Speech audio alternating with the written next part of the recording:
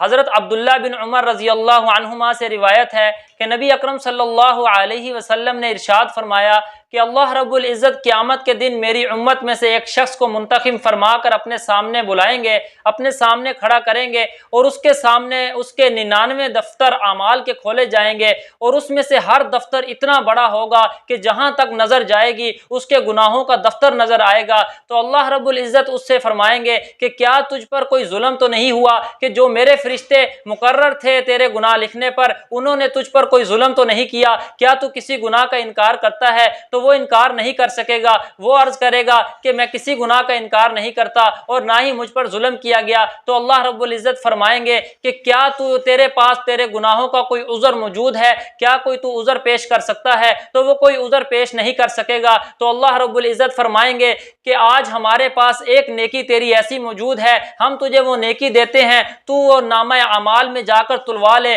تو اللہ رب العزت اس کو ایک کاغذ کا ٹکڑا مرحمت فرمائیں گے، اس کاغذ کے ٹکڑے کے اوپر اشہد ان لا الہ الا اللہ وحدہ لا شریک لہ واشہد ان محمدا عبدہ ورسولہ لکھا ہوا ہوگا۔ اللہ رب العزت فرمائیں گے اس کو جا کر نیکیوں والے پلڑے میں تلوا لے۔ تو وہ عرض کرے گا کہ اے میرے مالک، 99 دفتر گناہوں کے میرے پاس موجود ہے، اور ہر دفتر اتنا بڑا ہے کہ جہاں تک نگاہ جاتی ہے میرے گناہوں کے دفتر پھیلے ہوئے ہیں۔ بھلا یہ ایک چھوٹا سا کاغذ کا پرزہ، یہ اس کے مقابلے میں کیا اس کا وزن ہوگا؟ اللہ رب العزت فرمائیں گے آج تجھ پر ظلم نہیں کیا جائے گا۔ تو وہ جائے گا اور نیکیوں والے پلڑے میں جب اس کاغذ کے ٹکڑے کو رکھا جائے گا تو وہ کاغذ کا ٹکڑا جھک جائے گا، اور اس کے مقابلے میں جو 99 دفتر اس کے گناہوں کے تھے وہ ہوا میں اڑنے لگیں گے۔ اصل بات یہ ہے کہ اللہ رب العزت کے نام کے آگے کوئی چیز وزنی نہیں ہو سکتی۔ ہمیں اللہ رب العزت کے ہاں اخلاص کے ساتھ پڑھا ہوا ایک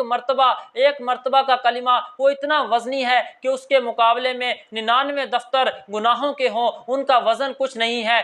تو ہمیں یہ چاہیے کہ ہم کسی مسلمان کو حقیر نہ جانیں، کسی مسلمان کی حقارت ہمارے دل میں نہ آئے۔ کیا پتہ اللہ رب العزت کے ہاں اس کا کیا مقام ہو، اللہ رب العزت کو اس کا کون سا عمل پسند آ جائے اور اللہ رب العزت اس کی بخشش فرما دے۔ بنی اسرائیل کی قوم کا ایک واقعہ لکھا ہے کہ 2 آدمی تھے، ایک ان میں بڑا ریاضت کرتا تھا، بڑا نیکیاں کرتا تھا اور اللہ رب العزت کو راضی کرنے والا تھا، اور دوسرا جو ہے وہ نہایت ہی گناہ گار تھا، اللہ رب العزت کی نافرمانیاں دن رات کیا کرتا تھا۔ جو نیک تھا، اللہ رب العزت کو راضی رکھنے والا تھا، وہ اس کو سمجھاتا کہ اللہ رب العزت کو ناراض نہ کرو، اللہ رب العزت کی نافرمانی نہ کیا کر۔ تو وہ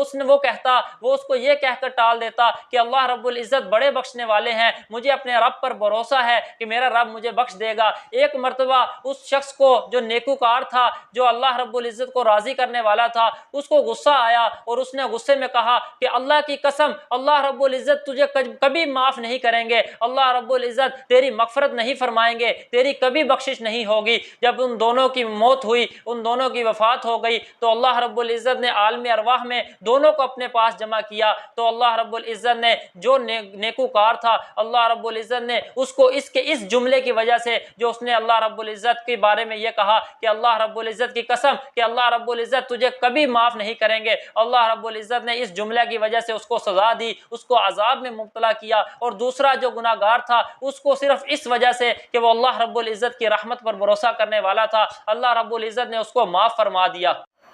اصل میں اس شخص نے جو نیکوکار تھا، اس نے قسم ہی ایسی کھائی اللہ رب العزت پر، اس نے جو قسم کھائی وہ واقعی ہی بہت بڑی قسم تھی کہ اس نے کہا کہ اللہ رب العزت تجھے کبھی معاف نہیں کریں گے، حالانکہ اللہ رب العزت نے خود فرمایا کہ ان اللہ لا یغفر ان یشرک بہ ویغفر ما دون ذلک لمن یشاء، کہ اللہ رب العزت جو شرک ہے اس کے علاوہ اللہ رب العزت ہر گناہ کو معاف کر دیں گے، مگر شرک کی بخشش نہیں ہوگی۔